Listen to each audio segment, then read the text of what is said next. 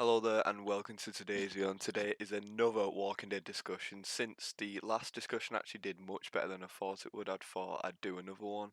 I think it got over 100 views, and another video I did slightly about it got 300 views at the time of recording, so it's done fairly well. So if any of you actually watched that video and is currently watching this one, thanks for your support. And if this does well, I will probably do more. So we are going to discuss obviously the recent Walking Dead episode. And in the recent episode, it was a fairly interesting one. I mean, my theory that Dante was going to betray Siddiq actually came true. At the ending scene, it seemed like Siddiq actually found out because of his PTSD. In a way, his PTSD actually helped him. If you think about it, he goes through all the flashbacks of what happened when Alpha killed all those people. And then right next to him, holding his eyes open to actually watch it, was Dante, which in a way is sort of surprising. And then I was very surprised when Siddiq actually ended up dying. I did not expect Dante to kill Siddiq, and I didn't expect the show to actually kill him off, to be honest. We also get another scene where Alpha punishes Gamma. I think I'm not even too sure about that scene. I think it's because Gamma didn't fulfill what Alpha wanted her to do, like go and seduce Aaron or something. I'm not sure. And then we get the scene with Gamma and Aaron. It seems like Aaron actually triggers something in Gamma, and really upsets her. That's why she runs off. And another big thing about the episode is the water situation. It seemed like Dante switched the water to undrinkable to make everyone sick, so he's basically the reason everyone was sick, which is an interesting one, which is something else I didn't expect. So I reckon last night's episode was probably the best of the season, in my opinion.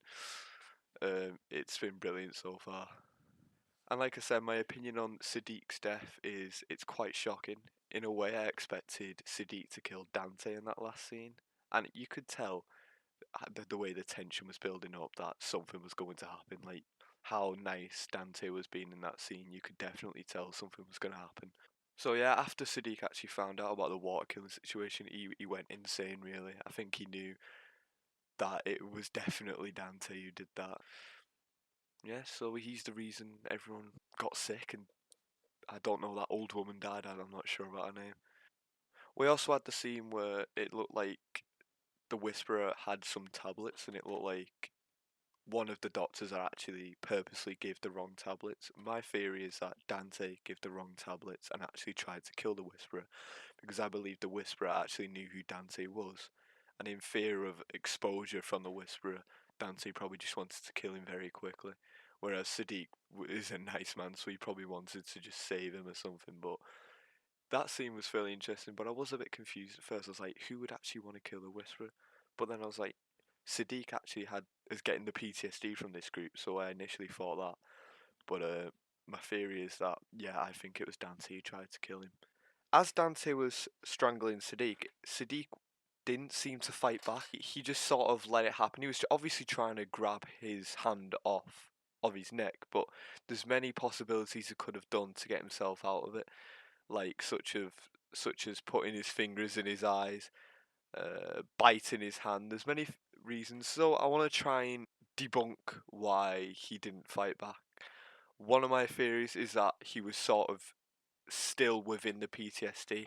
He was not in the reality. Like, because just before Dante actually tried or did kill him, I'm not sure if he's 100% dead yet. He could still be alive. He might have just passed out, but it did look like Dante did strangle him. Is that he still thought he was within the PTSD.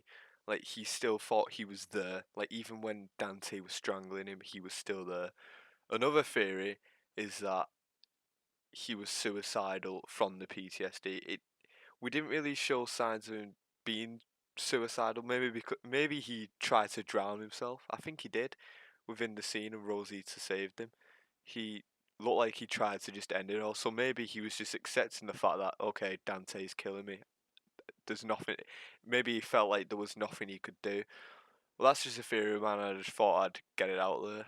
The reason I actually came up with this theory is because of the comment section from my last video. Badder9 says, "Is he dead or dead or just fainted?" And I put, "I'm assuming he's dead, but that is a possibility." That is the reason why I did mention that in the video, because I did actually get an idea that he might not even be dead. And then Deep Asteroid says, "I don't get how Siddiq figures this out." And I just put he probably put the I just like my own comment. Why did I do that? He probably put the pieces together through the clicking sound Dante makes it and his expression. I think his PTSD helped him in finding out, which I did mention in my last video. I do think that his PTSD did help Siddiq find out what was happening. And the clicking sound probably goes back to when Dante was doing the clicking sound in Siddiq's ear when he was watching everyone die. And Matthew McEwins, I'm sorry if I said that wrong, said Siddiq's hands were free. I would have shoved my fingers through Dante's eye.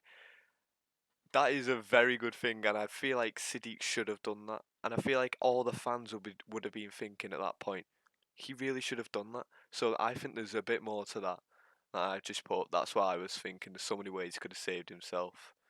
He could have even bit his arm or his face since he was close enough, which is even more true. I feel like there's many more ways Siddiq could have saved himself, but for some reason he didn't, and I feel like we'd see that in the mid-season finale. In the next episode, we could potentially see Alpha's death. This would sort of make sense in my opinion because it does happen in the comics, but you never know. The show writer might not follow the comics like they haven't done in the past. They haven't exactly followed the same deaths as the comics, but in my opinion, I feel like Alpha will die, and it will be because of Negan, because it just seems too easy, in my opinion, how he joined the Whisperers, even though it clearly wasn't an easy job to get them to trust him, but I just feel like in the show it just seemed way too easy for him to join, and he seems way too happy. And he's actually putting up with what Beta's doing to him. Like Beta was basically bullying him throughout it. So for him to actually put up with that, and we know the characteristics of Negan back in the day, he would not have put up with that. And let's be honest, I don't think he's changed too much. He's just got a bit nicer. That's like my opinion. But I feel like he's got something up his sleeve to redeem himself. But I think it's going to be very difficult because let's be honest, it's Negan. He's with everything he's done to Glenn Abraham and the group in general. It is something which would be hard to forgive. I don't think it was for the audience because I feel like the audience forgave him immediately because of how good his character is portrayed. But I feel like even if he does kill Alpha, I feel like it'll be difficult for the Alexandrians and the good people to actually believe him. I feel like that's going to be a bit difficult. So if they're going to have to send people out there to prove it, aren't they? That's just my theory anyway. I feel like Beta won't die because losing two leaders would mean that the war would sort of end. So I feel like Beta would be the one to lead the group for the rest of the season, and then at the end of the season, I feel like the Whisperers will be finished, and then we'll be introduced to the Commonwealth. I'm reading this article off the Sun, so now I'm immediately cursed and probably going to hell. And this says part of the way that we're tracking the story of the Whisperers is happening in that core relationship between Alpha and Beta, and certainly I think the fact that Alpha feels some doubt coming from Beta is also changing her tactic. She continued to entertainment weekly. I feel like yeah, there's something going on between their relationship, which is I don't know if that's going to be linked to Alpha's death, but it could be. That's partly why she brings Gamma into her fold and why she's interested in the presence of Negan and all of that. And all of that has a lot of implications for what happened with the Whisperers as the season goes on. In the comics upon which the TV series is based, Negan by decapitating her shortly after getting her trust. Uh, that's the show writer. I'm not even Kang. That's not her name. Come on. Was tight-lipped about whether the AMC drama would follow a similar route, but did tease a complicated dynamic between the pair. I think that would mean they might get into some sort of fight. I'm not sure, but I feel like that would be possible. And after that, Negan will decapitate her. But I feel like there'll be a bit more into that than there was in the comic. So that is the Walking Dead discussion. I am quite pumped for the mid-season finale. And if you enjoyed, make sure to give it a like and subscribe. And goodbye.